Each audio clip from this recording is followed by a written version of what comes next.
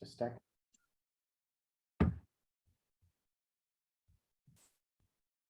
So good afternoon, everybody. We will wait just a few minutes for some other colleagues to join, and then we start this sad event focus on Bahrain. Just a few minutes and then we start. Thank you so much.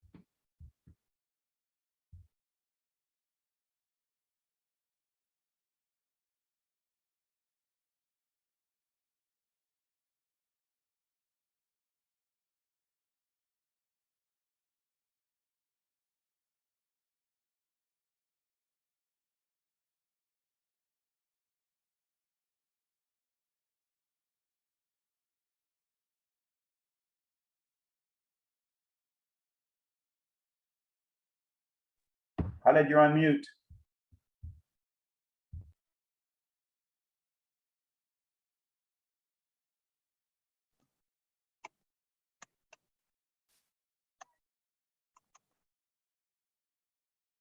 Good afternoon, everybody. Welcome to this online joint side event during the current 50th session of the United Nations Human Rights Council. In actual fact, today is the last day of this session.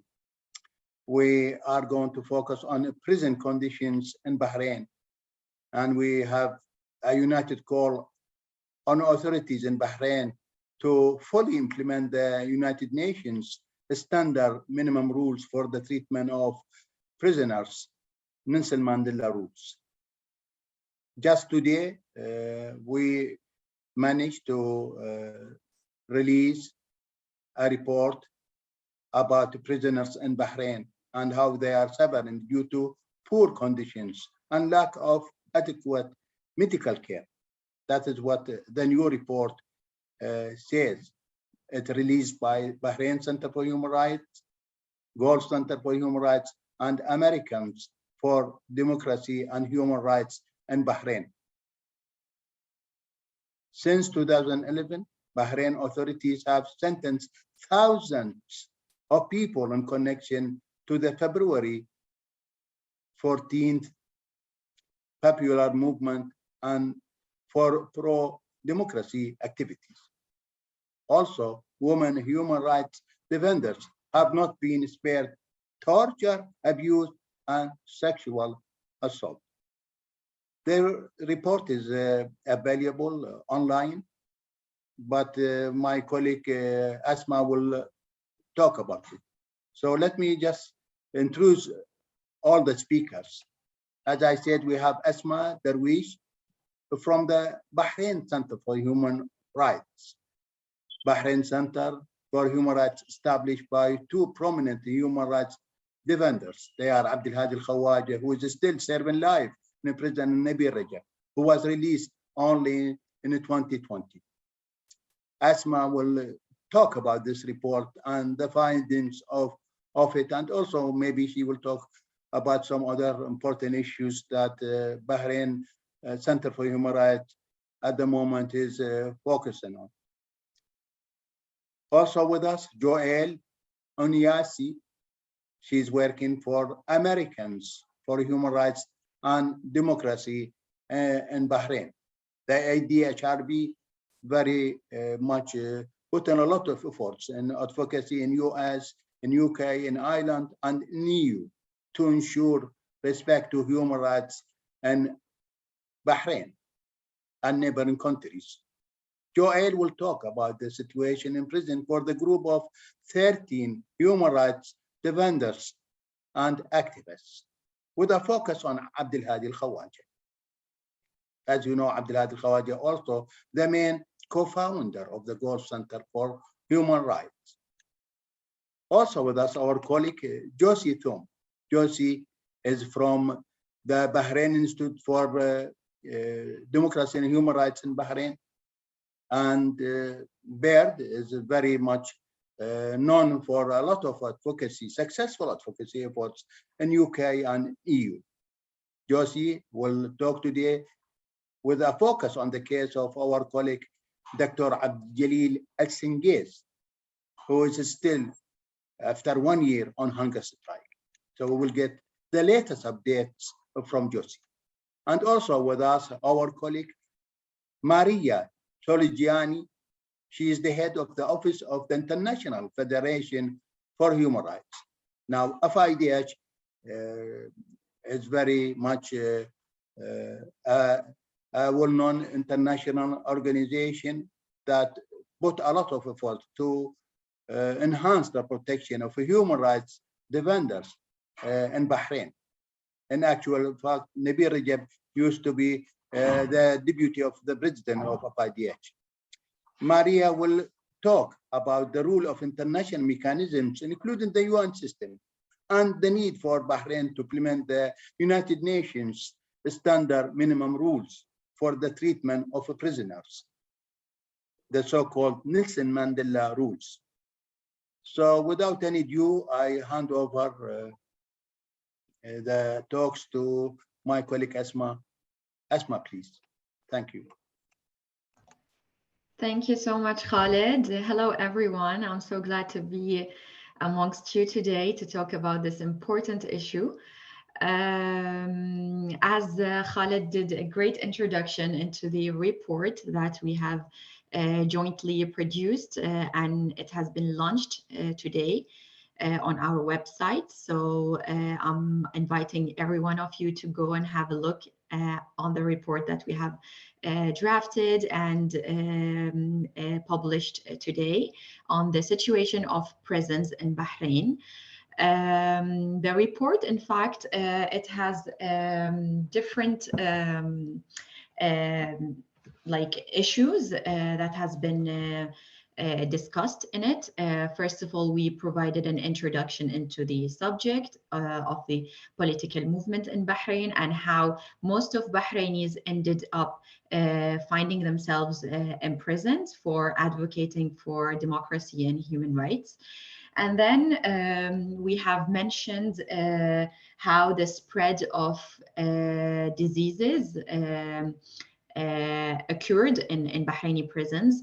And another subject was discussed on the denial of adequate medical care inside prisons for political prisoners and inmates in general.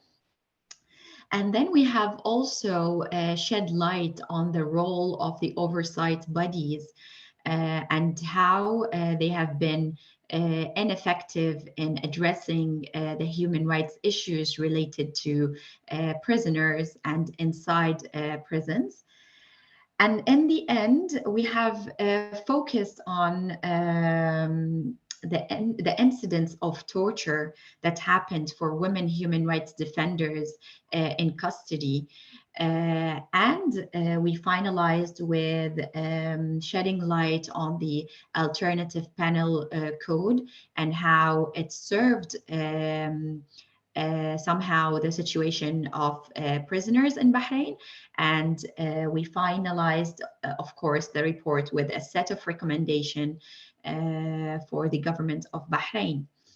So just to give a bit of a wrap up on the report, of course, we all know that after the 2011 uprising, there has been thousands of Bahrainis who got arrested for their participation in the 2011 uprising and also for their anti-government activities. To be more detailed, there has been 3,314 persons in the last 5 years who have been arrested for their political activities. And most of these persons arrested were tried under the controversial anti-terrorism law in Bahrain, which lacks a lot of guarantees related to fair trial, and it was also documented with many violations, such as enforced disappearances, forced confessions, and then also inadequate access to lawyers. In 2021, sorry, I will read this in the sake of accuracy. 132 individuals were sentenced to varying prison terms, including 9 life sentences.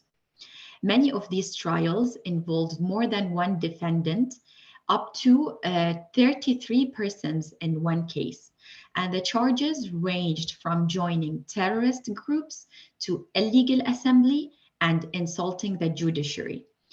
And during last year, the Bahraini courts handed down and upheld 984 years of prison terms and around 100,000 Bahraini dinars in fines in total. It should be noted that these figures are not comprehensive, as they depend mainly on what was published by local newspapers.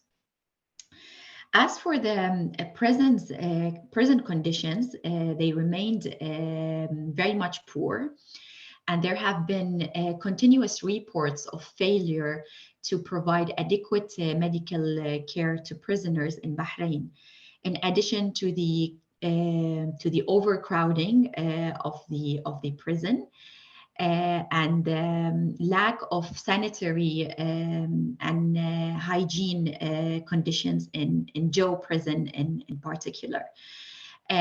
All of this, of course, led to 2 major outbreaks of COVID-19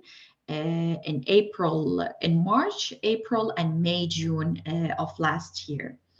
And the government were not transparent. The government was not transparent about the measures they have taken to address the issue of the outbreak of COVID-19 inside prisons, and especially talking here about Joe prison. When we want to talk about what the oversight bodies did in looking into these issues evolving from the prison, we noticed that the oversight bodies were ineffective in preventing abuses, especially police abuse inside prison, and also in bringing those accountable for abuses and torture and ill treatment inside Bahraini prisons.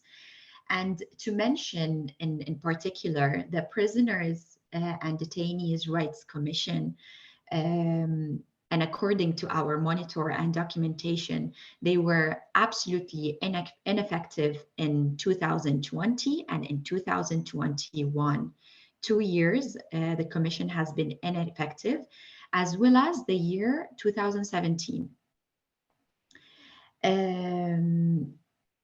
These bodies has been ineffective, as we said, and there has been still emerging reports of ill treatment and the spread of diseases inside the prison.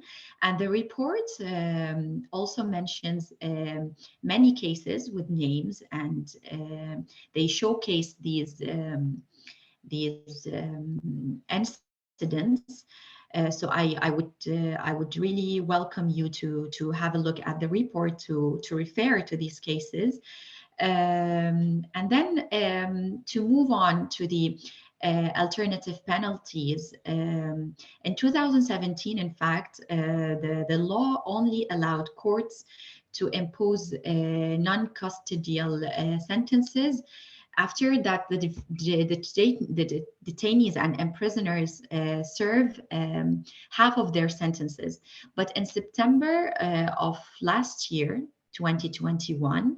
The law has been amended, and it dropped the requirement of prisoners serving half of their terms.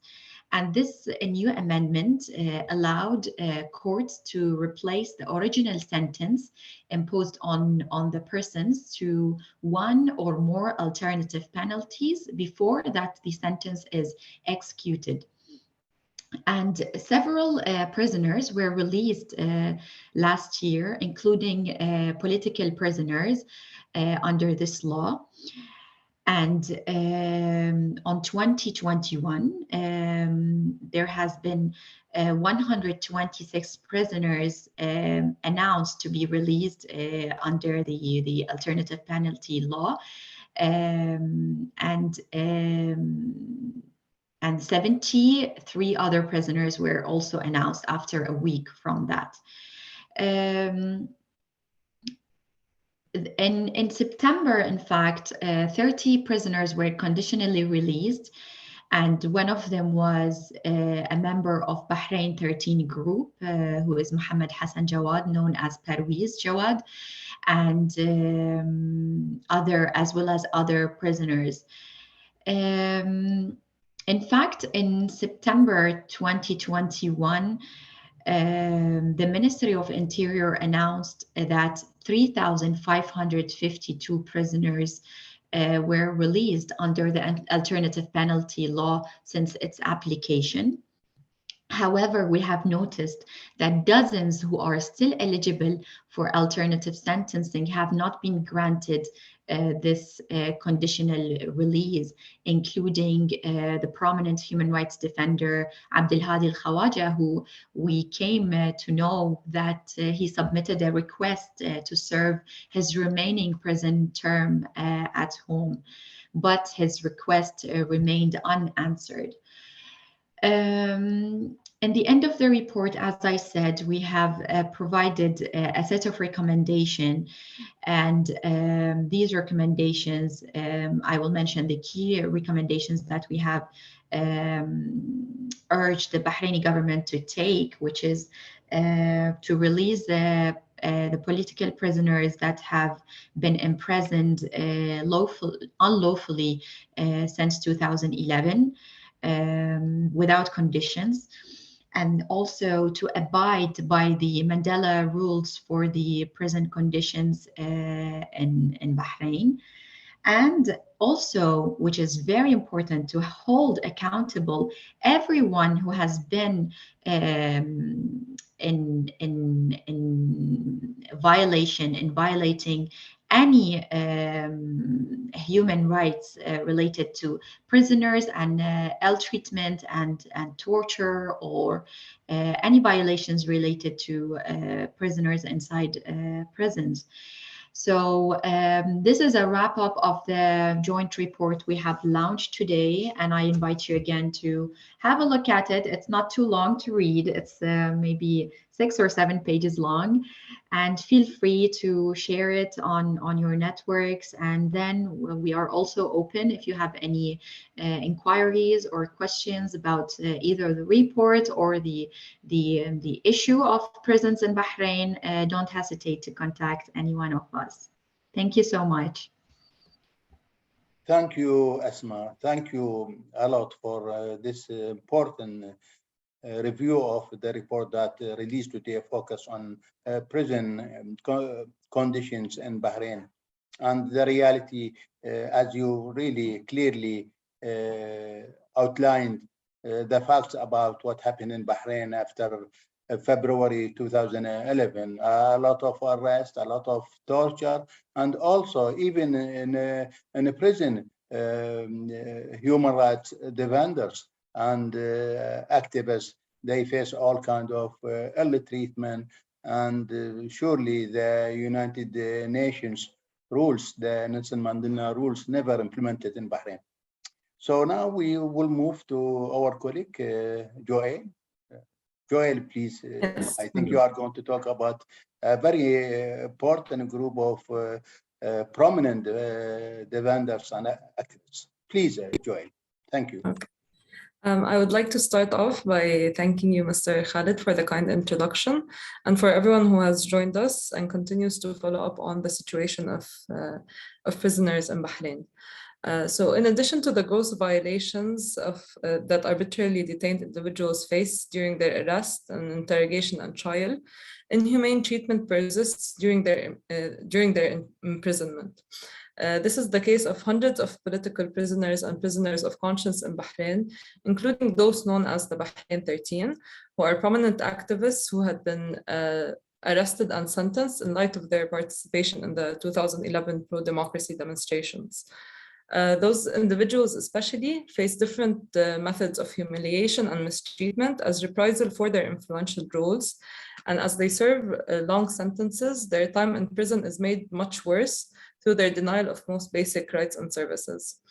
Abdelhadi Al-Khawaja, who is one of the Bahrain 13, and as was mentioned, he's the former president and co-founder of BCHR and GCHR, is serving his life sentence in Jau prison.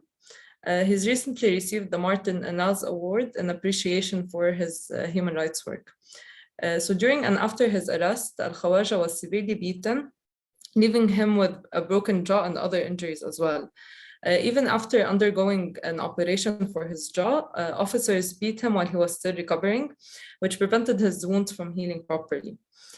So as a result of this repeated physical assault and the medical negligence in detention, Al-Khawaja suffers from several health complications that are only worsening with time. He suffers from extreme back pain and has reported that he cannot sleep on his back for too long due to the pain. He also suffers from vision impairments, barely being able to see in his right eye. A doctor has warned that without proper treatment, this could eventually lead to blindness. And instead of providing him with proper and timely medical treatment, the prison administration has delayed and hindered Al-Khawaja's access to medical treatment. He has been driven to appointments and left in the car. He has been informed of his appointments too late, so after it was too late for him to attend the appointment, and he has been denied important testing on the pretext of the coronavirus pandemic. He has been purposely denied this treatment since January 2022. And even in prison, Al-Khawaja has continued his human rights advocacy, where he advocates for the rights of prisoners and for improved prison conditions in light of the unfair restrictions that are being implemented by the administration. So he had sent a letter recently to the Ministry of Interior complaining about these restrictions, and the ministry ignored this letter and even retaliated by denying him the right to make phone calls for a period of time.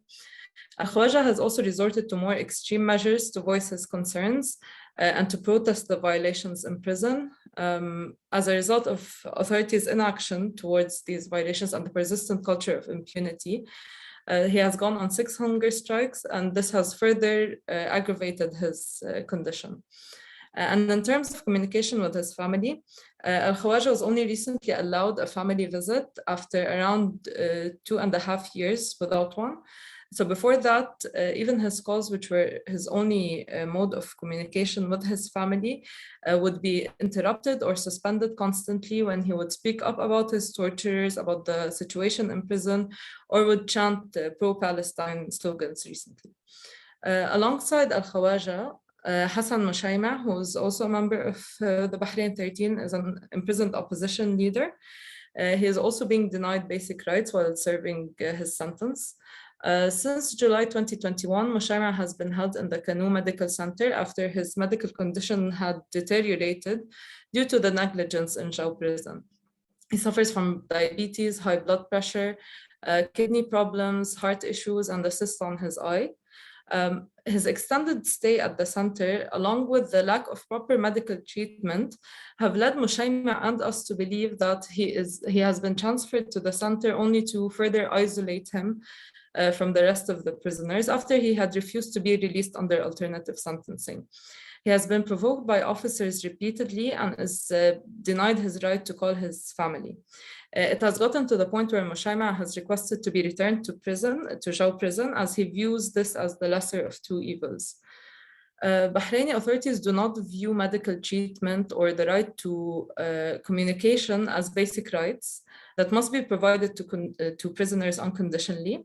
Rather, for them, these rights are pawns that they can leverage to coerce prisoners into obeying them or to punish them when they speak out.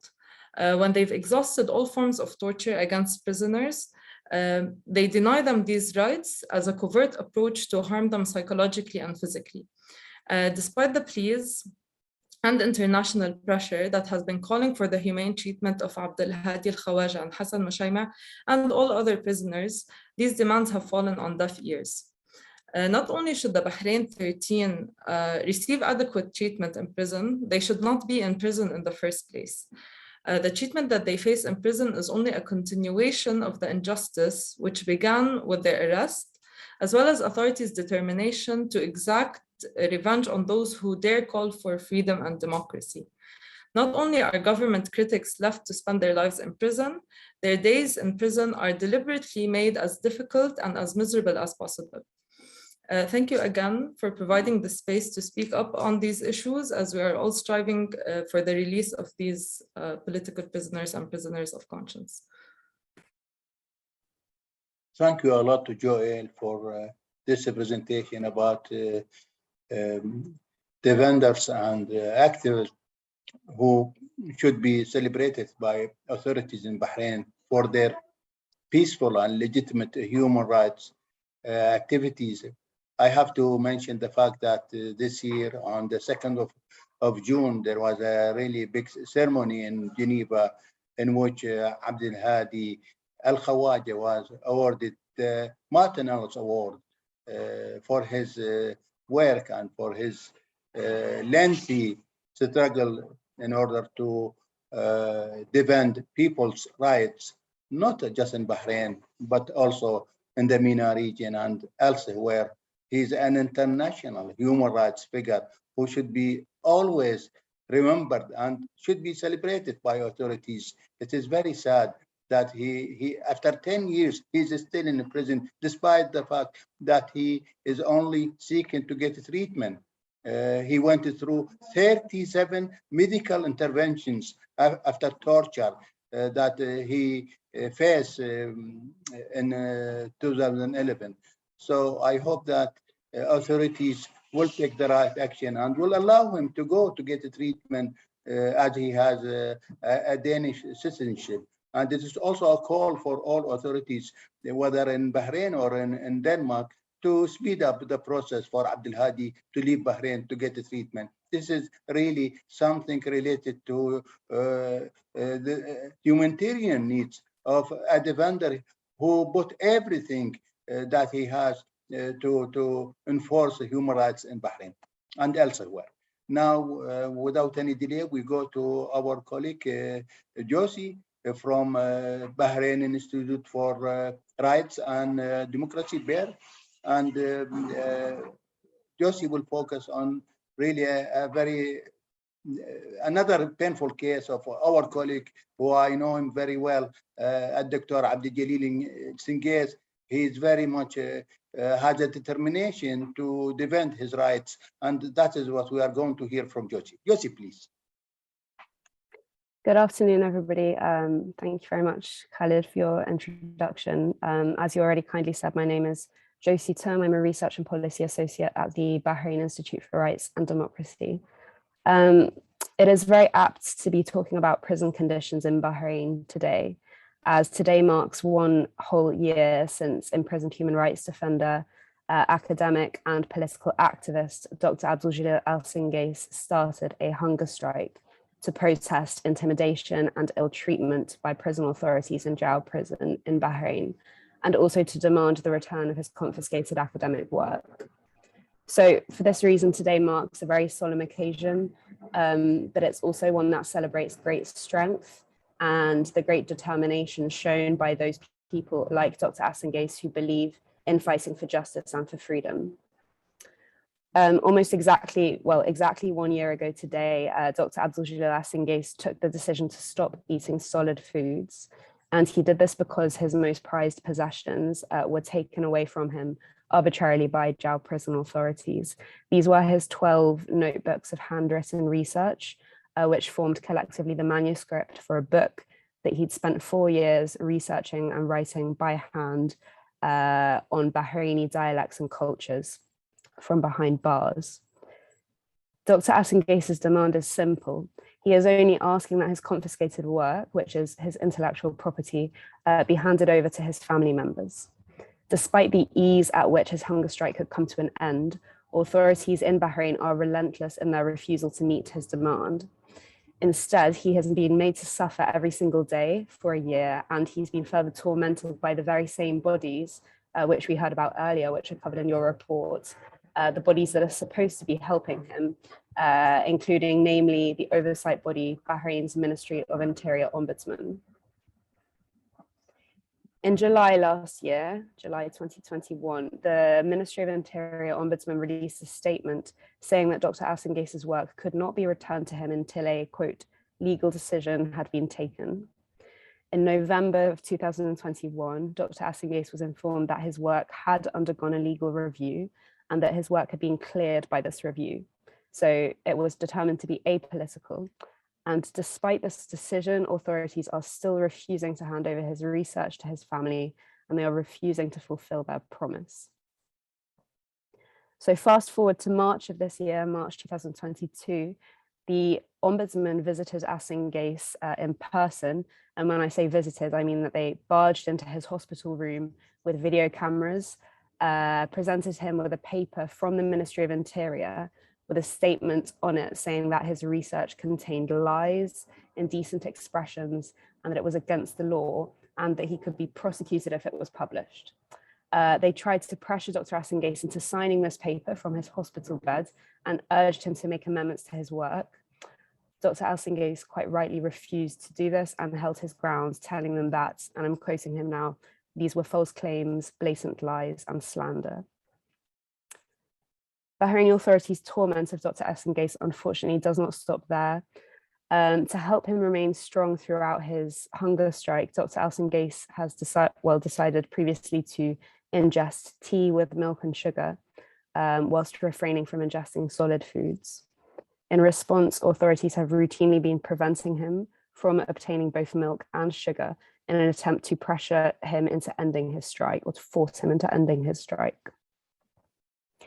At the end of May 2022, sugar and milk were withheld from Dr. Assengace, and as a direct result of this action, he experienced low blood sugar levels, low blood pressure, as well as tremors in his eyes and in his chest. In mid-June of this year, his sugar and milk was again restored.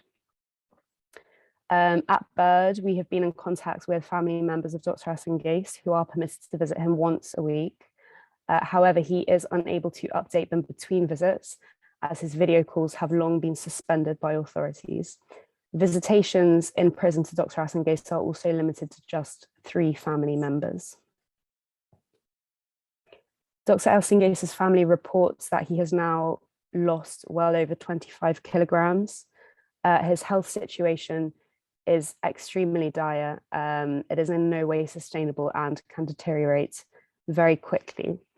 His family reports that he appears pale and weak, that he sometimes shakes, and that his fingertips are very cold to the touch. At the end of June, Dr. Assengace informed his family that authorities were withholding some of his medications from him. And due to them ignoring his repeated requests for these medications, he made the decision not to ingest any salts, not to submit to any medical tests as well until they provided him with this medication that he needed. As a result, his health has obviously been impacted. His voice is very weak and tired, and his family became extremely concerned about his well-being. Dr. Assengace has not been seen by his assigned doctor since the 17th of January, 2022, and today is the 8th of July, 2022. He suffers from severe intermittent headaches, a prostate problem, arthritis in his shoulder joint, as well as numbness and diminished eyesight. So he suffers from a series of serious medical conditions and problems. And he is still also waiting for his hot water bottles to be brought to him from his cell in Jau prison. And he had to wait many months to receive his prescribed pain-relieving creams as well, and he's still awaiting other medication. So there's been a litany of problems that Dr. Asingais is suffering in this respect. He has also still not received the results of an MRI on his shoulder, which was taken in October last year. And he is also in need of nerve treatment and to be treated for his prostate. Dr. Asingais' doctors have made repeated requests for other MRI scans to be conducted, and yet these have still not been done. Dr. Asingais wishes for the scans to be conducted in Salmania Hospital, and he does not want to be taken back to King Hamad Hospital for new MRI scans, as he's still awaiting results for these scans with no justification provided for the extensive delay. Regardless of the deliberate denial of adequate medical care that Dr. Asingais has been subjected to by Bahraini authorities, he continues to amaze and inspire all of us with his strength and his determination to continue with his strike until his confiscated manuscript is passed back to his family. And I just want to take this opportunity to say that Dr. Asingais, we stand with you and we raise our voices to call for the return of your work and for your immediate and unconditional release from prison. Thank you everybody for being here and for having me on this panel. And if you're interested in staying updated on Dr. Asingais' case, please follow Bird on Twitter at @BirdBahrain_ or on Instagram, and you can sign up to our newsletter as well. Thank you very much. Thank you so much, Yossi, about your presentation focus on the case of prominent human rights defender, Dr. Abdul Jalil's case. I met Dr. Abdul Jalil in Bahrain. Really, the smile is part of his face, very much optimistic and with a determination to defend human rights all the time, whatever the circumstances. So we are with you. We are united in our solidarity with him. And we are also united in a call on authorities in Bahrain to give him back his research. It is his right. It is very clear and very obvious that this is a violation to his academic rights. So hopefully this will be resolved after 1 year of hunger strike. It's a long time for authorities in Bahrain not to address it properly.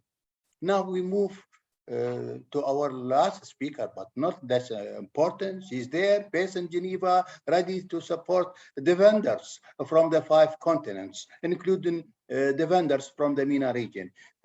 Maria from the FIDH, and I have to mention the fact that FIDH soon will celebrate 100 years of establishment. That is long time, 100 years, and we are really a proud member of FIDH. So Maria, we will hear from you.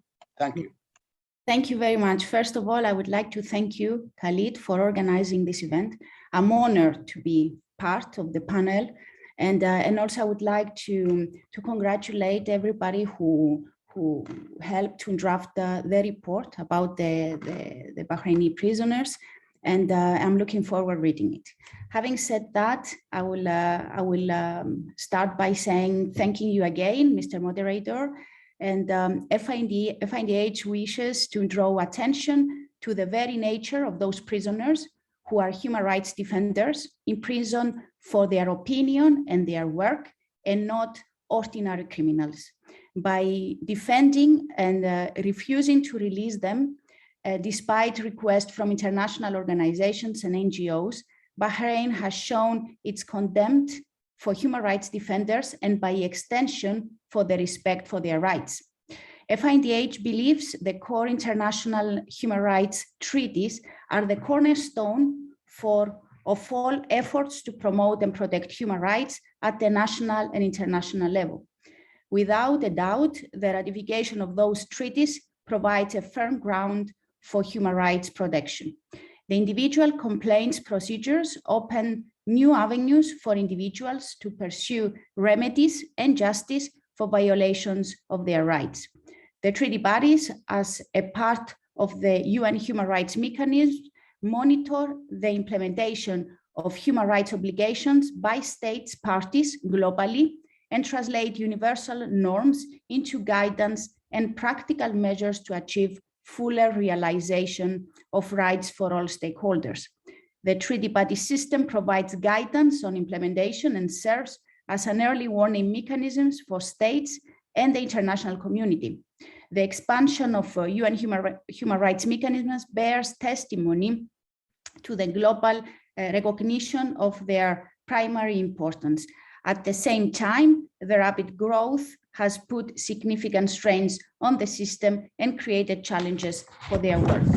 In this same vein, we call upon Bahrain to sign and ratify, among others, the International Convention on Enforced Disappearances, the second optional protocol to the Convention to the International Covenant on Civil and Political Rights, aiming to the abolition of the death penalty, and the optional protocol to the Convention Against Torture.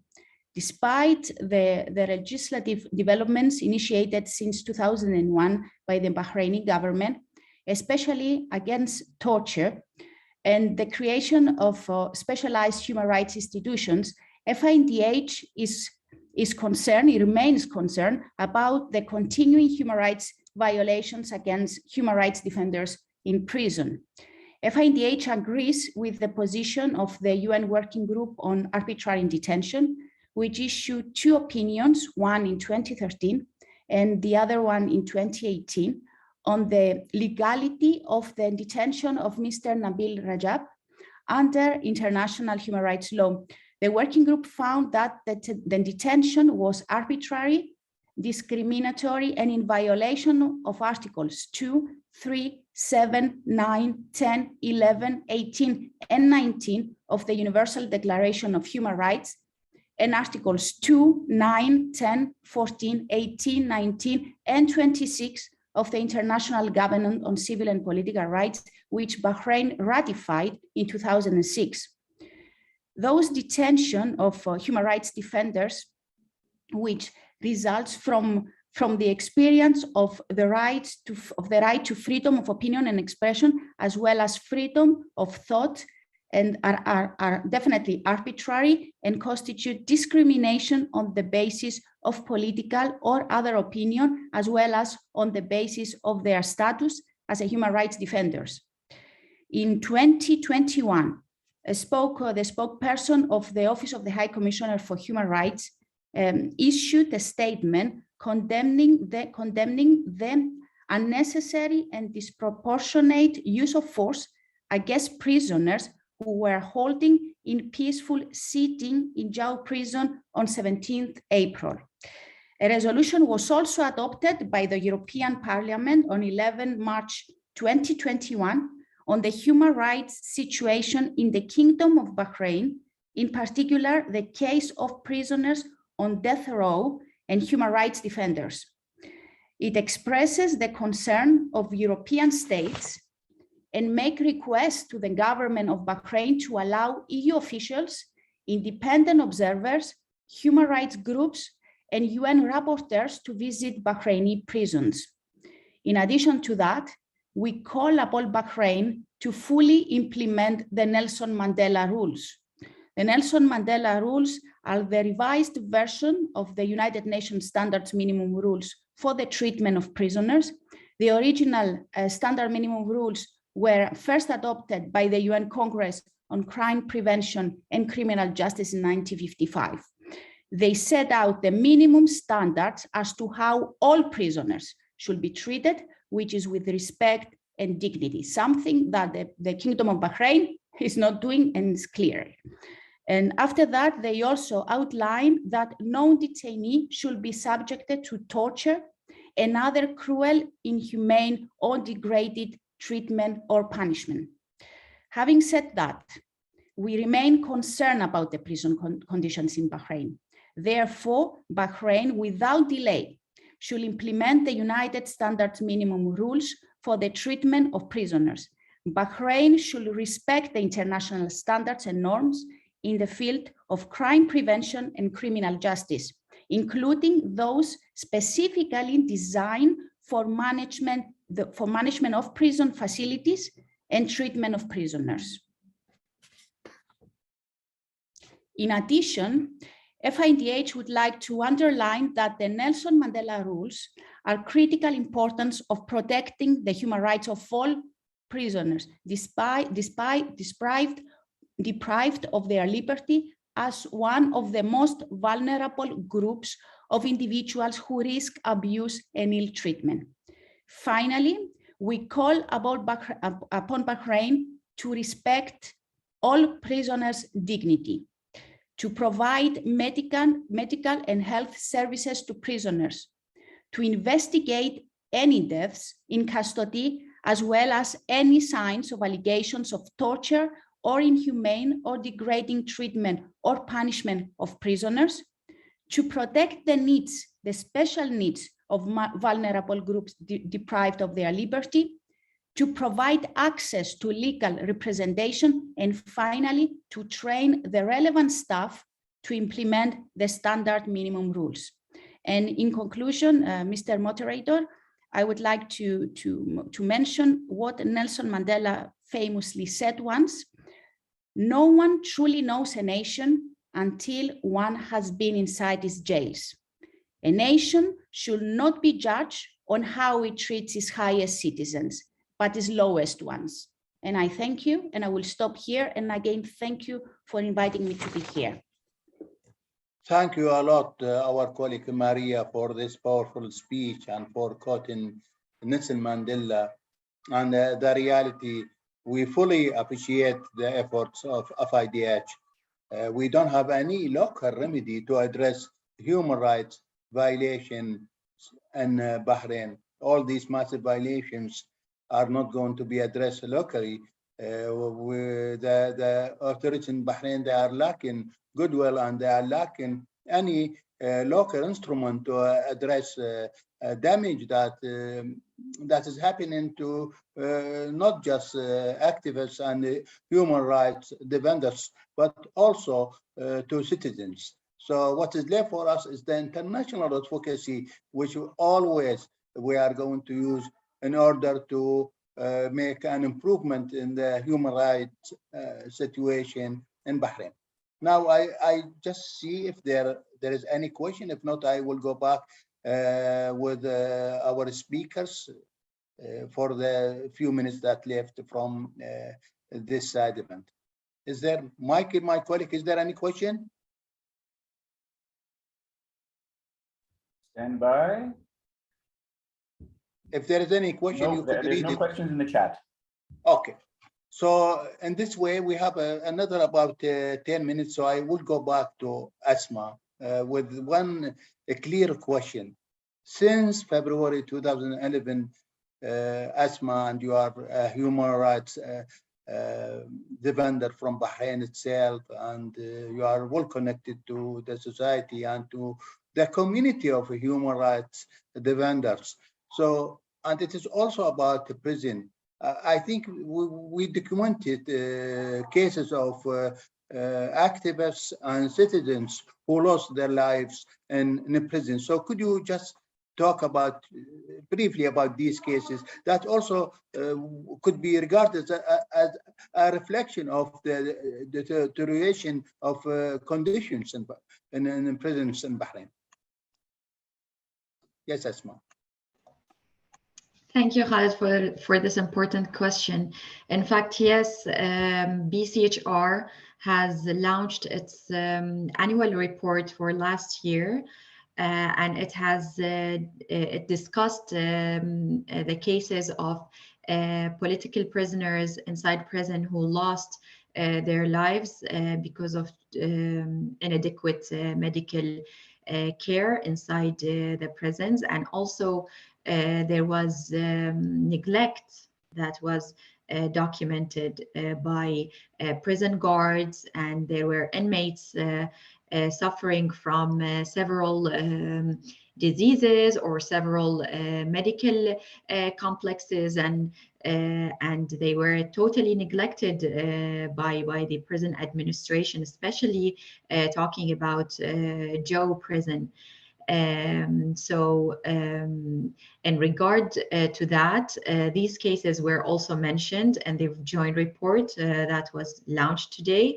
Of course, we have touched on key cases and major ones, but of course there are more cases that we are maybe unaware of, or they haven't taken lots of exposure due to different reasons, reprisals that the family are careful about, or even members and human rights defenders inside Bahrain unable to document because there are no civil space whatsoever.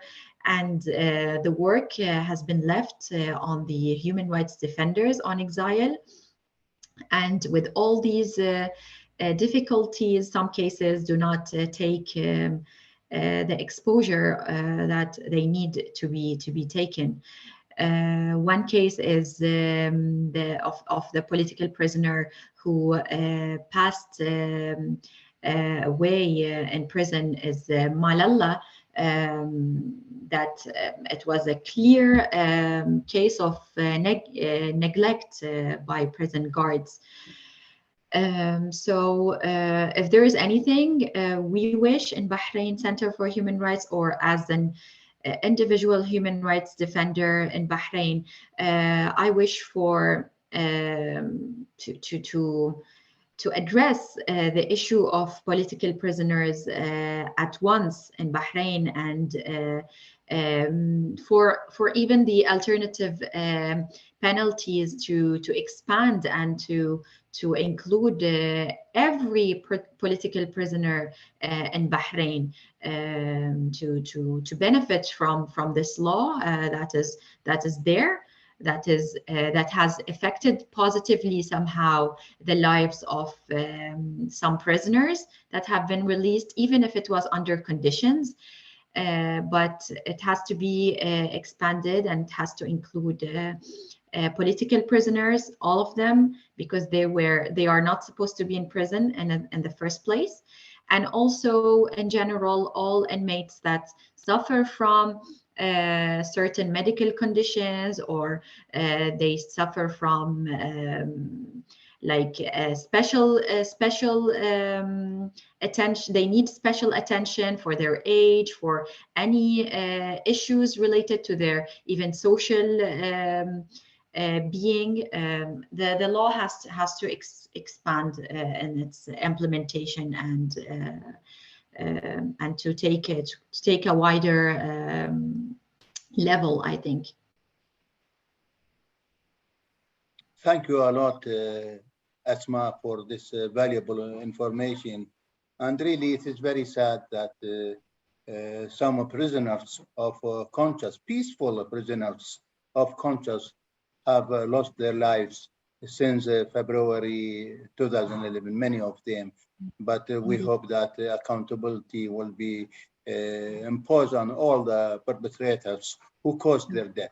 Now I move with Joel, and a question about the visit of President Biden to Saudi Arabia. So do you think that ADHRB in a position to suggest that President Biden should raise human rights issues in the Gulf during this visit? Do you attempt to do that together and in cooperation with your human rights partners? Thank you, Joel. Yeah, ADHRB has addressed the US administrations multiple times during such visits, or with regards to their cooperation with Gulf states. As we know, the Biden administration has stated that they want to prioritize, or that human rights is a priority in foreign policy. But when you turn at what's actually being applied, or what is actually happening on the ground, we see that they prioritize strategic or economic interests over the interests of human rights. So maybe these human rights issues are not brought up as much as should be, or concrete action is not being taken in order to pressure Saudi authorities or Bahraini authorities in order to reform or end the type of torture and mistreatment that is occurring, to release political prisoners and prisoners of conscience. So we should continue to exert this type of pressure on the administration to remind them of the commitments that they have made to human rights in terms of their allies and the people that they, or the entities that they cooperate with, they give their money to. And we hope that they end up actually acting on these commitments and doing good for the populations of the countries that they are working with and the regimes that they are sustaining to their cooperation. Thank you, Joel. And really, it is obvious for us, we are working in this field for so long, and we know that the unconditional support given by US and UK, probably one of the main reasons why our colleagues is still in prison and why we have a deterioration in human rights situation in our countries. Now we move to Josie, and I have just one question. What else we could do for Dr. Abdul Singhis? Is there something that you could suggest, whether advocacy or some other actions? Yes, Josie. Thank you so much, Khalid. Yeah, it's very difficult, the case of Dr. Singhis. As you know, there has already been international calls for his immediate and unconditional release from lawmakers as well as from human rights organizations, and concerns repeatedly expressed by UN mandates and special procedures as well.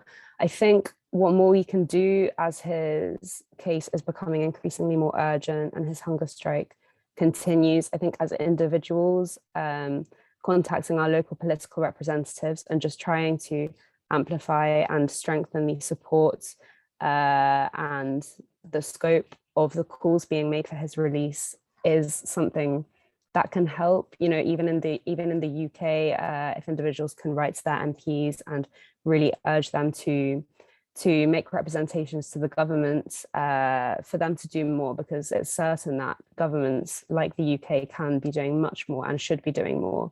You know, the UK still has not condemned Dr. Singhis' mistreatment or wrongful imprisonment after 11 years.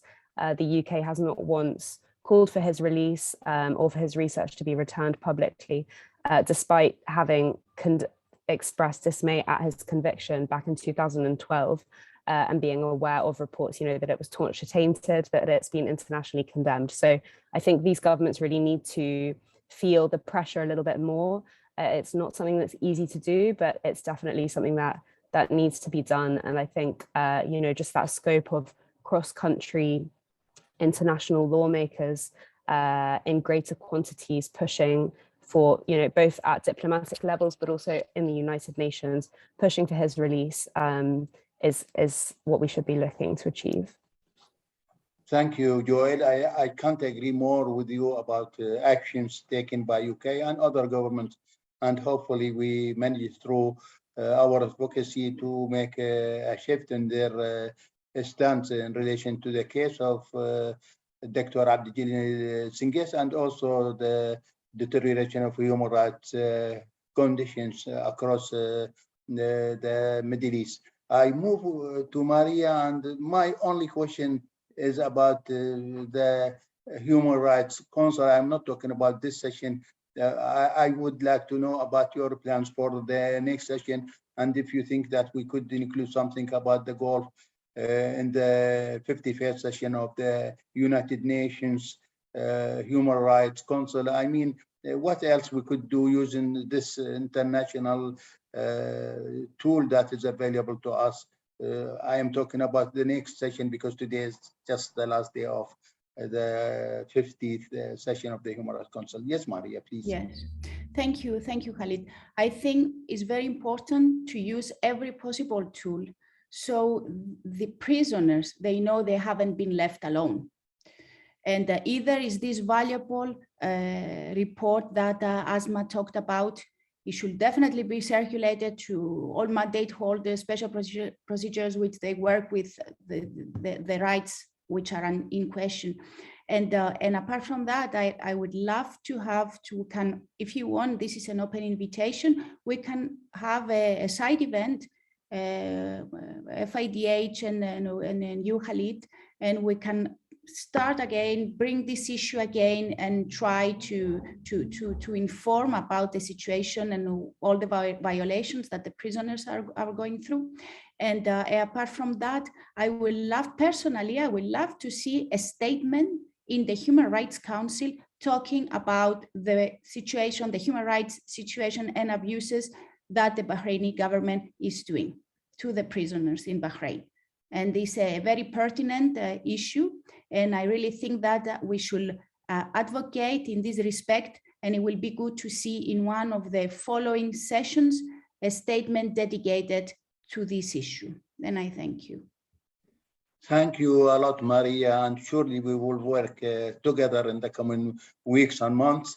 And our time is up, and I end with a united call from all of us here on authorities in Bahrain, not just to implement the UN standard minimum rules for the treatment of prisoners in Nelson Mandela rules, but also to release all those peaceful prisoners of conscience, all of them, release them all. And also I have to thank all the people who were with us all this time. And a special thank to our distinguished speakers, Asma, Joel, Josie, and Maria. Thank you all, and I wish you a very good day. Thank you.